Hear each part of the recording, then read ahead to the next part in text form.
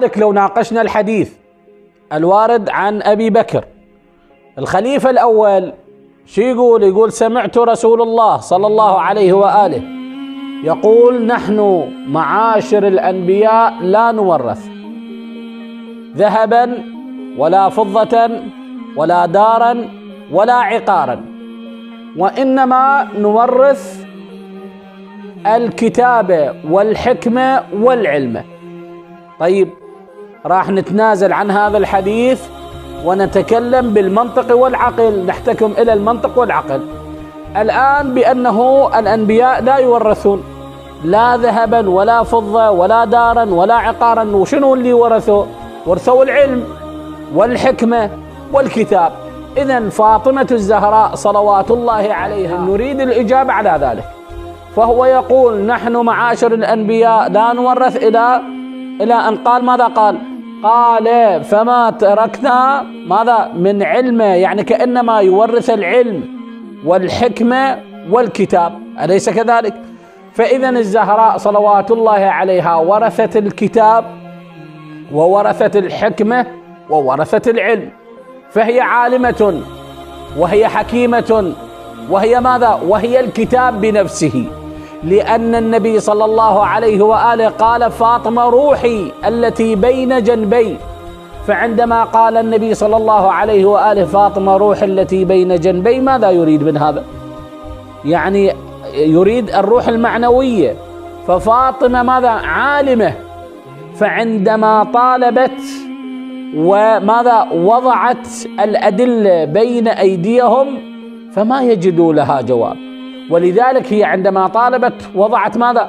وضعت الدليل من القرآن الكريم، فقالت وورث سليمان داوود. فإذا أنا بنت النبي الوحيدة، فقطعا ينبغي ماذا؟ أن ترث الزهراء صلوات الله عليها، ترث ماذا؟ ترث النبي.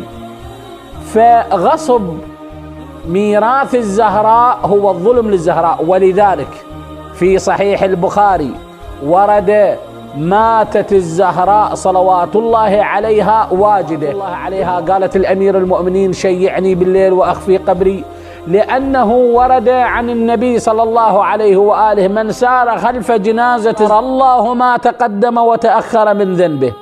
وإذا غفر الله ما تقدم وتأخر من ذنبه راح يكون منطق الأول أو الثاني كمنطق عمر ابن سعد. ولذلك عمر ابن سعد عندما أراد ماذا؟ بأنه أقتل الحسين وآخذ ملك الري ثم أتوب بعد ذلك.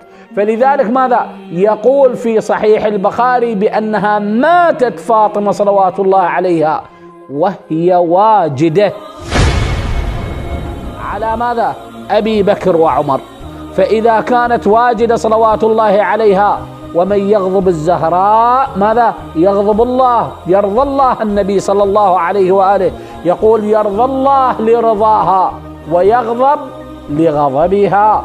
فلذلك فاطمة صلوات الله عليها وروحي لها الفداء ماتت وهي واجدة على أبي بكر وعمر بصريح روايات أبناء العامة. هذا لم يكن تحريضا وإنما هذه الحقيقة. وأما الذي يدعي بأن ضلع الزهراء تدليس وكذب فعليه أن يصحح مصادر أبناء العامة قبل أن يتكلم عن مصادر الشيعة الإمامية. وأما التعايش السلمي فاجعله لك، وأنا ماذا؟ سوف أتبرى من أعداء فاطمة وأتولى ماذا؟ محبي الزهراء صلوات الله عليها.